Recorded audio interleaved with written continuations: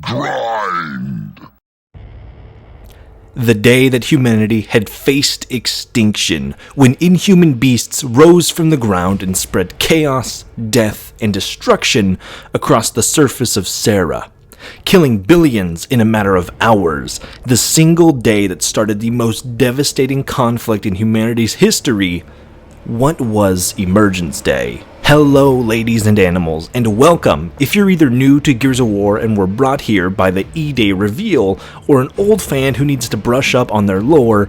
Join me today as we go into the build-up, lore, and reasons for the Locust to emerge to begin with, everything you need to know about the Locust emergence, now dubbed as E-Day, across the lands of Sera. Our story begins before the Pendulum Wars was even concluded. 80 years before E-Day, humanity was at a breaking point. Regular fossil fuels, renewables, and more could not support a growing humanity. Until one fateful day, the glowing liquid which had filled the depths of Sera's crust, known as emulsion, had been converted into a highly potent fuel through a process known as the light mass method. This began a new gold rush, as new factions propped up effectively overnight and a global war began. The Union of Independent Republics and the coalition of ordered governments, each trying to hold on to and dominate the new and latent emulsion fuel source for political, economic, and military power.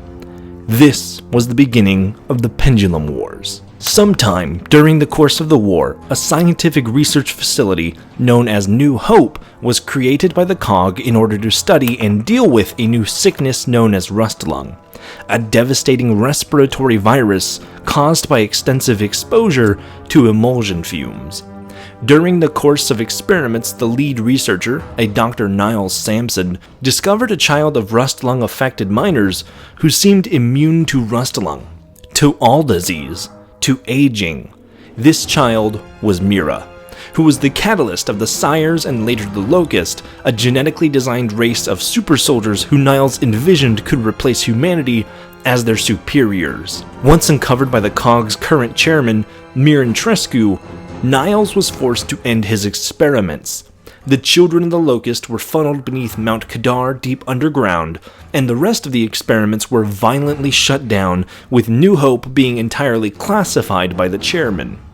A secret that would stay buried until 15 years into the Locust War during the events of Gears of War 2. Nice one, Jack. Save the truth. It's what they always say. In this case, we're truly doing it. Or at least, we're giving it our very best shot. What is this? Sounds like Niles. A little less wacko, though. The trip to Mount Kadar won't be an easy one. Not by any means. We'll have it moved during the night, in the snow. And Chairman Raam won't even authorize the use of vehicles to transport the subjects. Subjects? Who's he talking about? Don't know. I'll be moving behind a semi-sentient security system to watch over the facility. I would hate for anyone to disturb the Sire's rest, and we would all like to use an opportunity to study them as they grow. I'm almost embarrassed to admit that the security system is based off of my personality.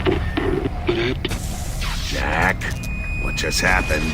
These patients were the genesis of Locust kind, who would grow, expand, and create their own empire underneath Queen Mira deep in the Hollow. A series of caves carved by massive worms beneath the surface of Sera. Their religious fundamentals were created around these trinity of worms, as the Locust called them.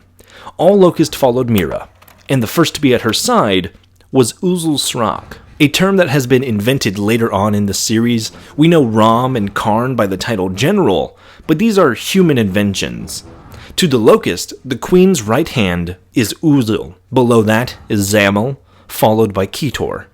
We see these titles in many Locust higher-ups like Zamel Karn, Ketor Scourge, and Uzul Srak. This empire would expand and grow with the Locust increasing their ranks, taking human scraps and building their own homes, weapons, and tools.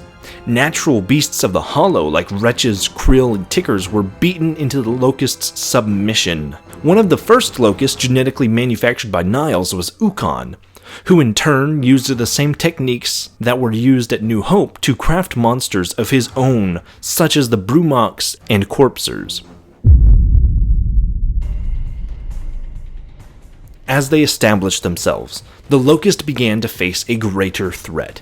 Being underground in the Hollow, their kind was exposed to emulsion on a daily basis, but unlike humans who developed rust lung, the Locust would go mad and rabid, their veins developing a yellow glow as the emulsion fused with the core of their DNA, creating what we know now as the Lambent. This began the Locust Civil War. The Civil War was costly for the Locust, but they held strong. The Queen's right hand, Uzul Surak, was determined to hold their place, for he and the Queen both believed that if they were to reveal themselves to the surface, humanity and the Lambent combined would be too great a threat for them to handle. This is where a conflict of the Locust Council began. Vold Raam, a Theron guard, sought to exterminate the Lambent and humanity, claiming a cleansed Sera for Locust kind. A suggestion that earned him the ire of Uzul Surak. While defeated in the interim, Raam plotted against the High Locust.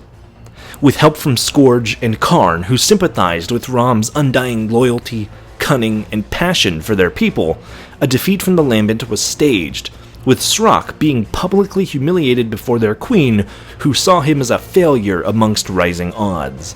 The title of Uzul was handed to Raam, who took over command of the entire Locust horde, right beside his queen. And now Mira's hand is revealed. She had been in contact with a human from the surface, one who claimed he could cure the Lambent infection, but no such cure was anywhere in sight. Mira agrees with Raam's proposition to exterminate humanity, going so far as to say she had agreed all along, but bided her time through the communications with Adam Phoenix, father of Marcus Phoenix, who failed to cure the Lambent infection in time. Yeah, sure, Dad. We better get going. If the emulsion hadn't reached a critical stage, I might have found a way to save the Locust as well, and they could have gone back underground. Tell me you don't feel sorry for them. Responsible, not sorry.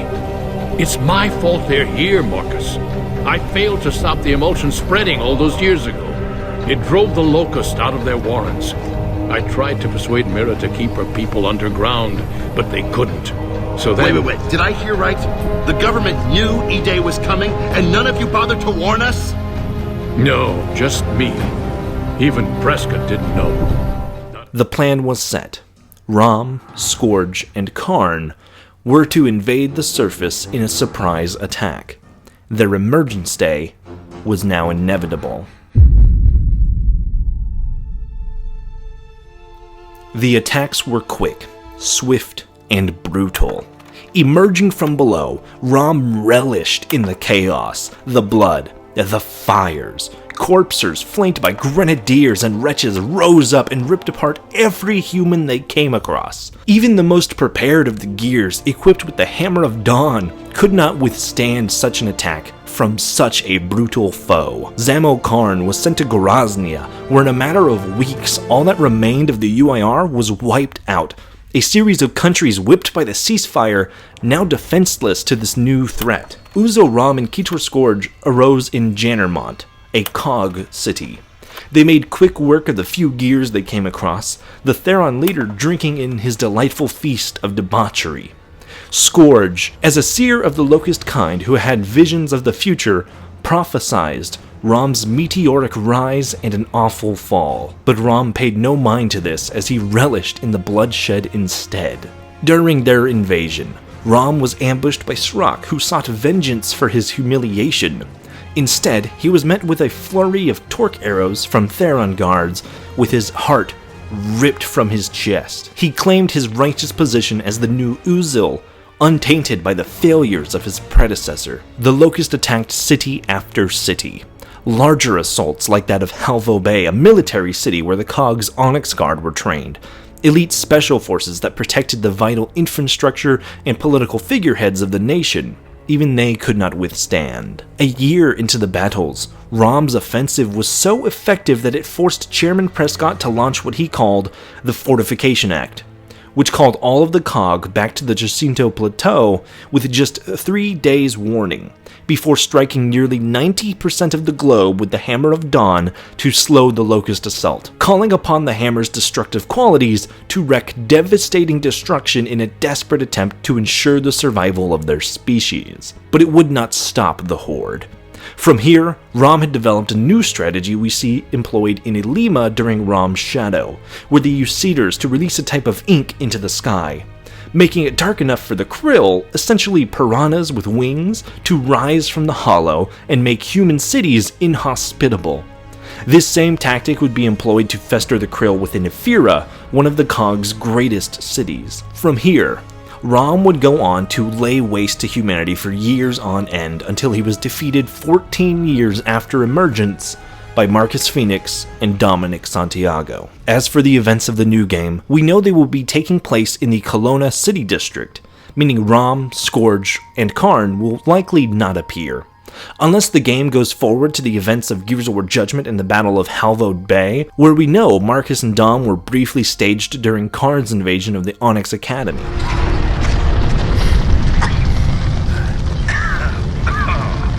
This is Omega 2. We're a little roasted, but clear. Emergence Day is an important landmark for Gears as a series and the people of Sera within the universe, becoming the mark on the timeline in regards to important events. You'll often see BE or AE in reference to before Emergence or after Emergence, with just how powerful of an impact the Locust rising from below had on the people of Sera. But that's all for today. If you've liked the video, please leave a comment down below telling me what you'd like to see next. For more Gears of War lore, check the playlist linked below and subscribe to the channel as more will be coming in preparation for the launch of Gears of War E-Day. Remember to stay cool, have fun, and be awesome. Buster out. I can do that all night long.